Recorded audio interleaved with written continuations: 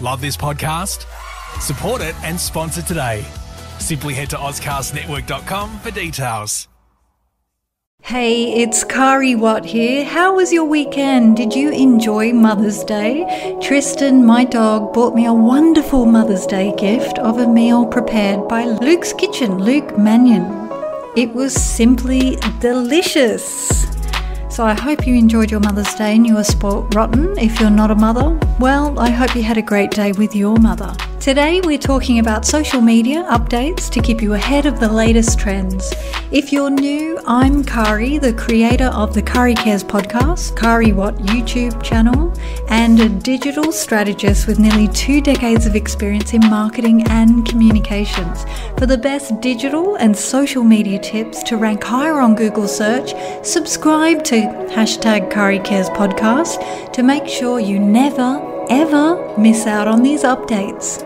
And you can reach out and follow me on Instagram and Facebook at Kari Watt to read posts about digital marketing and some behind the scenes. First, I'd like to personally thank Podcast Fan 89 for leaving the following review. A fantastic podcast with advice that is perfect for businesses, big and small. Highly recommend. I want to thank you because you've made my week. I'm really glad you're enjoying my podcast. Now, let's head into what's happening in social media so far. I'm going to start with Snapchat because they've launched a new painting lens with British artist Damien Hirst to help raise funds for Partners in Health. The new lens lets you create your own spinning painting by pouring in different colours so that you can create different effects. It's kind of similar to his paintings that were really popular in the 90s. YouTube is seeing some major shifts in viewing behaviour. Well, yeah, with the COVID-19, of course they are. And it's now looking to provide new ad options to help marketeers like you tap into these evolving consumption trends. Even before the lockdowns, connected TV viewers were YouTube's fastest growing audience segment. And as people become more accustomed to watching online content on their big screens, it's becoming even more popular. But now with people seeking more entertainment options whilst they're confined to their homes, YouTube's TV connected viewing has gone through the roof. Now globally, people are watching full-length movies on YouTube. It's grown 800%. TV shows, it's grown 125%, and live content is 250%. I mean, it's a great opportunity. If you wanted to start a YouTube channel, now's the time.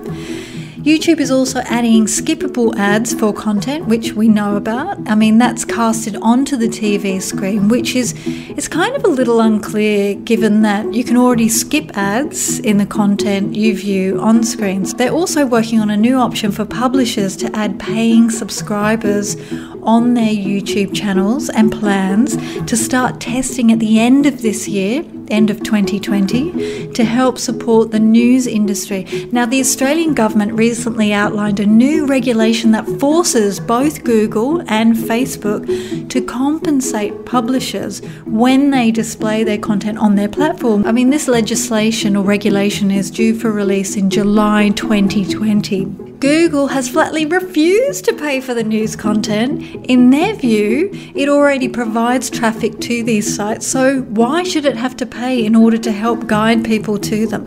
As a result, Google has simply removed publications who don't agree to its guidelines from its index. Now, YouTube's also announced a virtual graduation event with a commencement address from Barack Obama. Well, I should say previous Barack Obama president, for the class of 2020. So you can imagine that the star power alone will bring in huge audiences and generate a lot of attention. I mean, they're bringing in people like Lady Gaga, Alicia Keys, Jackie Johanna, Kelly Rowland, Mr. Kate. I mean, this provides an opportunity for relevant marketing tie-ins, right? I mean, many businesses who are losing out on significant opportunities due to the closure of events like graduation parties, now they've got these virtual options, could provide a great way for people to participate even if they can't actually leave their homes. So there's a great marketing opportunity there. Let's move on to Twitter. Now, Twitter has launched a new small-scale test on iOS which gives warnings on tweet replies that could include harmful language. They've put out a post last week. It says, when things get heated, you may say things you don't mean.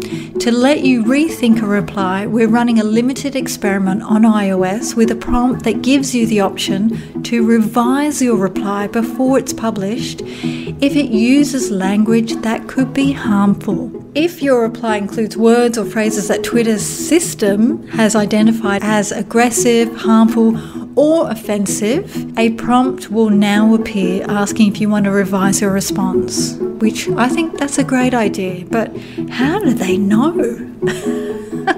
I mean, sometimes we use slang, that could be offensive, but, how do they know? These algorithms, I don't know, they're becoming more smarter than what we are. In their view, it's to improve on-platform discussions to keep users safe and free from abuse. Now, Facebook last month launched a new platform called Community Help, where people can offer assistance to others within their community, or they could request help with tasks from locals. Now, the Help Hub enables users to request and respond to calls for help in relation to food, supplies, local resources, and volunteers. Now, Facebook is also incorporating ways in which people can support local businesses, donate to blood banks, promote non-profits, and so much more. The new Community Hub is available in Australia, the US, UK, France, and Canada. Now, Facebook has published a new set of tools to help you map out a social media content calendar and have included a basic content calendar template. Now, the template includes when to post, what to post, and where to post to ensure you get optimal performance, because you can't just make up when to post, for example. You need to know when your audience is going to be the most responsive. The same goes for what to post. I mean, through research and experimentation, will come down to the specific audience that you're trying to reach. Now, you can sign up for my course, The Social Media Playbook, where I walk you through step by step on how to post on social media like a professional. You'll be able to spot future trends, have a 5-step blueprint so you can understand your customers and what drives them to buy, the strategy that can survive long after we move into the next social media trend. Now, you will learn what to do and, most importantly, what not to do to make sure you rank high for SEO, which is search engine optimization.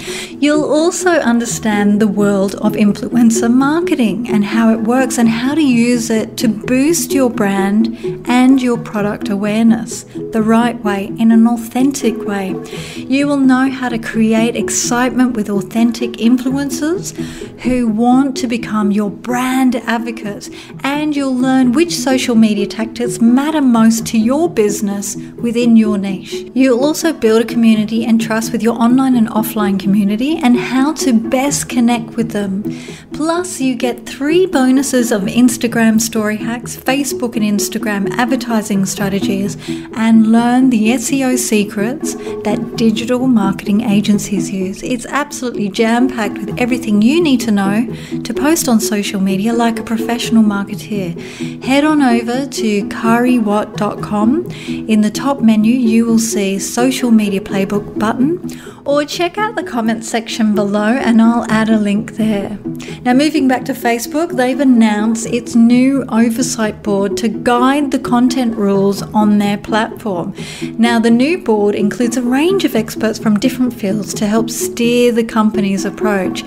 The board includes Mayana Kiai, Director Human Rights Watch Global Alliances and Partnerships. You've got Nagid Dad, Founder of Digital Rights Foundation, Endi Bayuni, Senior Editor and Board Member of the Jakarta Post, Julie Awanu, Executive Director of Internet Sans Frontiers, Ellie Thornington-Schmidt, who's the former Prime Minister of Denmark, Ronaldo Lemos, Professor of Rio de Janeiro State University's Law School, Alan Rosbridger, Principal of Lady Margaret Hall, Oxford, and Evelyn Oswald, who's a Professor and Chair of University of Oklahoma College of Law. So quite a good mix there.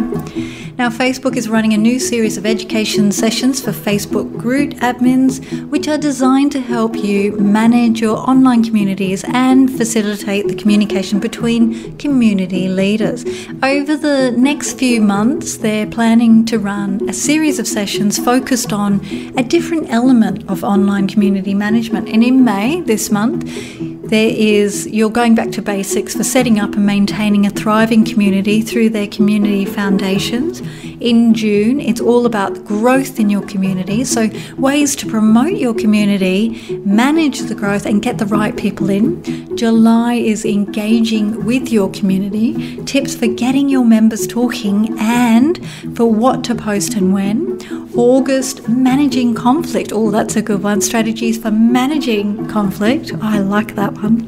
And in September, hosting events, getting your community together online and offline. These sessions will provide guidance for anyone looking to make the most out of your Facebook groups, and they will include special guests, including Mark Zuckerberg himself, and also product announcements, obviously relating to facilitating group engagement.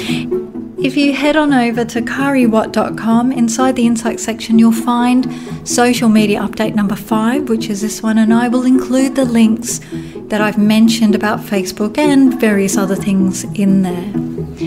Now, Facebook has also updated its free basics internet connection initiative called Discover to connect 50% of the global population that cannot access the web. I had no idea about this. Facebook does maintain full control over the platform and is therefore able to pick and choose which websites users can access. So you could see an increase on Facebook's own products there. They've also added a new setting to stop private Facebook groups going public.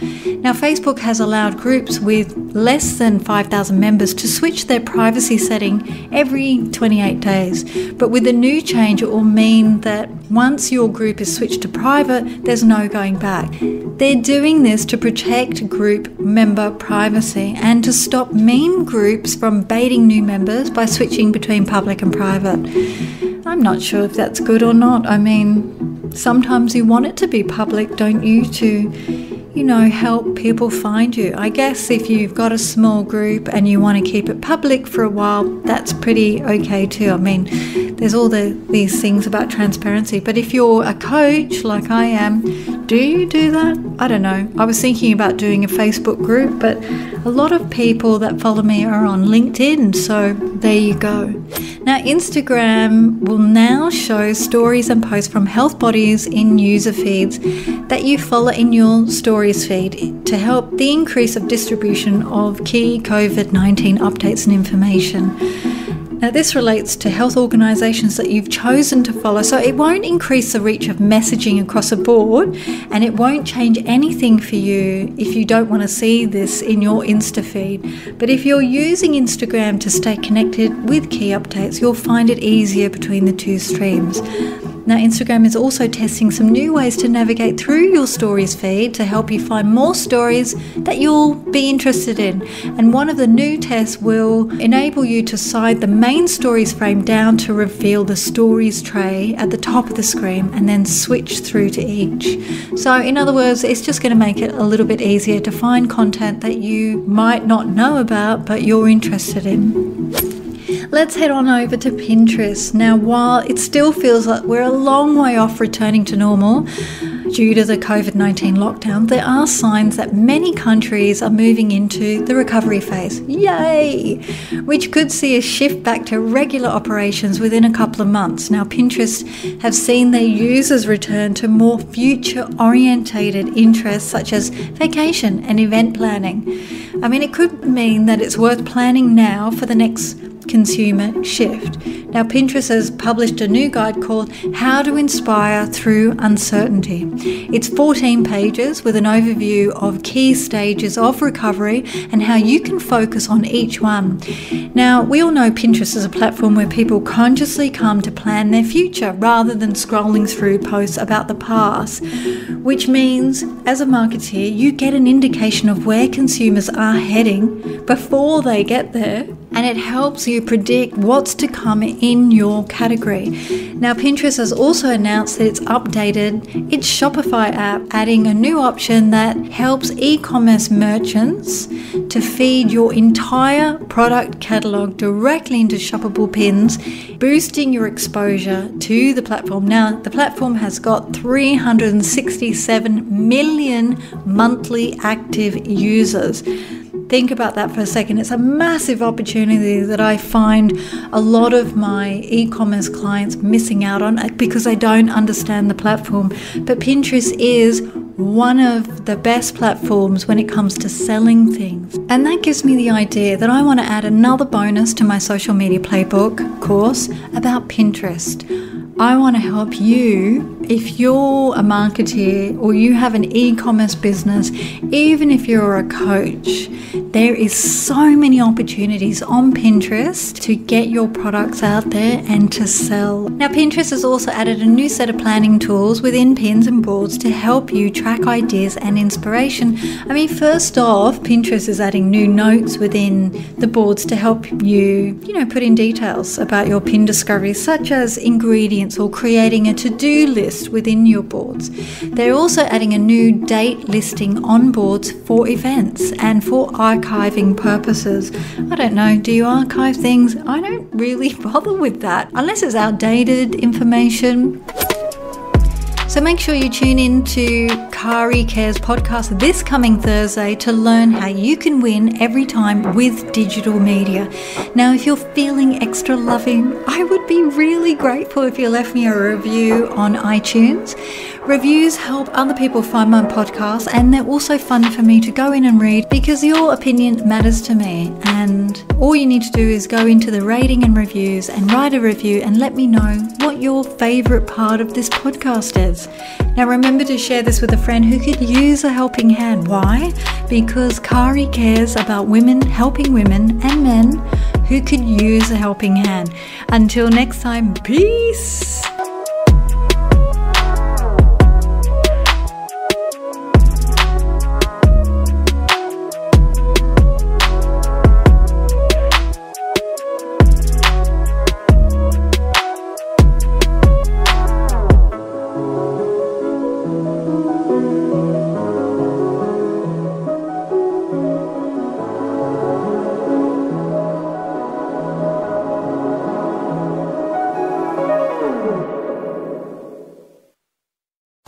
Love this podcast? Support it and sponsor today. Simply head to AuscastNetwork.com for details.